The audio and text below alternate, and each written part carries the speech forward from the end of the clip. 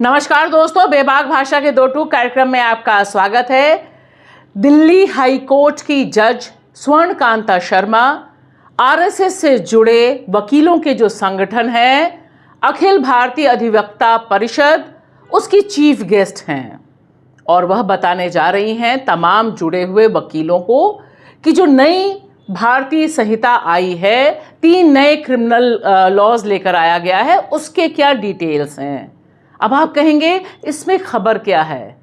इसका एक सिरा यह भी है कि दिनेश शर्मा जी, वह भी दिल्ली हाई कोर्ट के जज, पिछले हफ्ते वह भी ऐसे ही एक समारोह जो स्टडी सर्कल चलाता है आरएसएस से जुड़ा हुआ यह संगठन, उसको प्रिसाइड कर चुके हैं, यानी उसके चीफ गेस्ट रह चुके हैं। सवाल यहां सीधा सीधा यह है कि आखिर इसमें कुछ गैरकानूनी तो है नहीं, लेकिन जो सवाल है वह पर्दे के पीछे की भूमिका पर ज्यादा सवाल उठाने वाला है। सुप्रीम कोर्ट ने के कविता के मामले में, वही के कविता जिन्हें 5 महीने पहले गिरफ्तार किया गया, जिन पर ईडी सीबीआई दोनों के मामले सेम दिल्ली शराब घोटाले के मामले में दर्ज किए गए थे, उन्हें जमानत देते हुए बहुत स्ट्रांग ऑब्जर्वेशन दिया कि जिस तरह से दिल्ली हाई कोर्ट ने उन्हें जुलाई में जमानत नहीं दी, वह आधार गलत था। अब देखिए, 1 जुलाई 2024 को दिल्ली हाई कोर्ट और यही जज स्वर्णकांता शर्मा उस समय कहती हैं कि पीएमएलए के तहत जो महिलाओं को जमानत मिलने का प्रोविजन है वह के कविता पर लागू नहीं होता। वजह, वह कहती हैं कि ये एजुकेटेड हैं और अपने फैसले खुद ले सकती हैं। इसे पूरी तरह से नकार दिया सुप्रीम कोर्ट ने और कहा कि अगर दिल्ली हाई कोर्ट के इस ऑब्जर्वेशन पर कानून बना दिया जाए तो हर पढ़ी लिखी महिला, हर आत्मनिर्भर महिला के खिलाफ पूरा का पूरा कानून खड़ा हो जाएगा। यह क्या महज इत्तेफाक है कि के कविता में इस तरह का जजमेंट देने वाली स्वर्णकांता शर्मा आरएसएस के जुड़े हुए संस्था की चीफ गेस्ट होती हैं। आज की तारीख में यह सवाल पूछा जा रहा है और पूछा ही जाएगा, क्योंकि मामला सिर्फ के कविता का नहीं है, मामला मनीष सिसोदिया से भी लिंक्ड है, मामला अरविंद केजरीवाल से भी लिंक्ड है। तो क्या यह महज इत्तेफाक है कि यही जस्टिस स्वर्णकांता शर्मा, जो आरएसएस की इस स्टडी सर्कल की चीफ गेस्ट हैं, उन्होंने दिल्ली के डिप्टी सीएम रहे मनीष सिसोदिया, जिन्हें इसी दिल्ली शराब घोटाले मामले में गिरफ्तार किया गया, उन्हें जमानत देने से जब मना किया तब भी सवाल उठे थे, और इसे जब ओवर रूल किया और जमानत दी सुप्रीम कोर्ट ने, तब भी बहुत कड़े शब्दों में कहा कि हाई कोर्ट हो, लोअर कोर्ट हो या ट्रायल कोर्ट, उन्हें बायस नहीं होना चाहिए। ये शब्द मेरे नहीं हैं। तकरीबन यही भाव सुप्रीम कोर्ट का था जब उन्होंने मनीष सिसोदिया को जमानत दी और कहा कि उन्हें जमानत पहले ही मिल जानी चाहिए थी।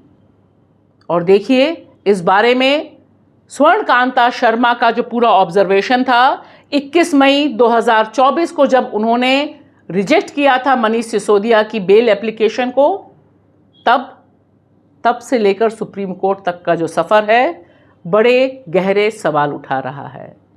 और सिर्फ इतना ही नहीं, अरविंद केजरीवाल दिल्ली के मुख्यमंत्री, उनका मामला भी जब इनकी बेंच में पहुंचता है, दिल्ली हाई कोर्ट में पहुंचता है, तब खारिज हो जाता है। लिहाजा ये जो सवाल उठ रहे हैं, ये सवाल बहुत गंभीर हैं।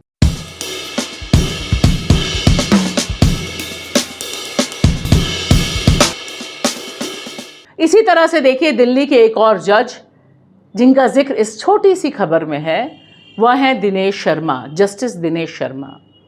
जस्टिस दिनेश शर्मा भी आरएसएस से जुड़ी इस संस्था के चीफ गेस्ट थे अभी कुछ ही दिन पहले, और इनका ट्रैक रिकॉर्ड जो है उसमें सबसे अहम बात है, मोदी सरकार ने पीएफआई पर बैन करने के लिए यूएपीए के ट्रिब्यूनल का जो मुखिया बनाया, वह सबसे अहम डेवलपमेंट इनके करियर में है। और मिलॉर्ड, यह मामला सिर्फ दिल्ली हाई कोर्ट या सिर्फ 2 जजों का नहीं है।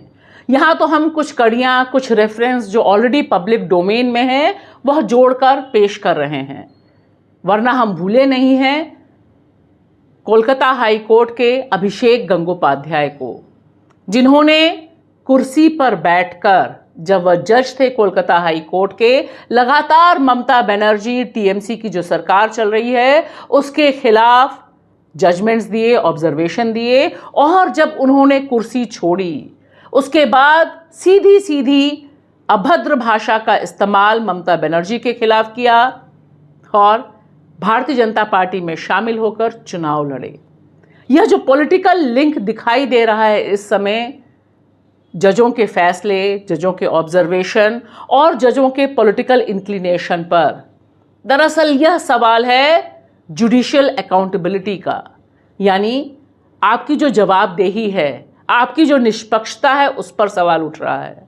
और इसी क्रम में मैं यहाँ जिक्र करना चाहूँगी मिलॉर्ड सीजीआई साहब, आपके नाम जो एक खुला पत्र लिखा गया है, महाराष्ट्र से एक खुला पत्र लिखा गया है, इसमें अनगिनत मामले, उसका जिक्र यहाँ पर महाराष्ट्र का एक नागरिक आपके नाम करता है।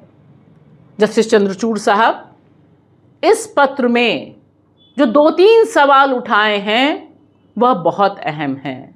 मिसाल के तौर पर हम सब नाराज़ हैं देश भर में बढ़ती हुई बलात्कार, रेप की घटनाओं को लेकर, लेकिन कोलकाता का रेप रहता है और महाराष्ट्र के बदलापुर का रेप या सेक्सुअल ऑफेंस, वह भी नर्सरी में पढ़ने वाली 2 बच्चियों के ऊपर, वह क्या एक असॉल्ट नहीं है? क्या उस पर प्रोटेस्ट नहीं होना चाहिए?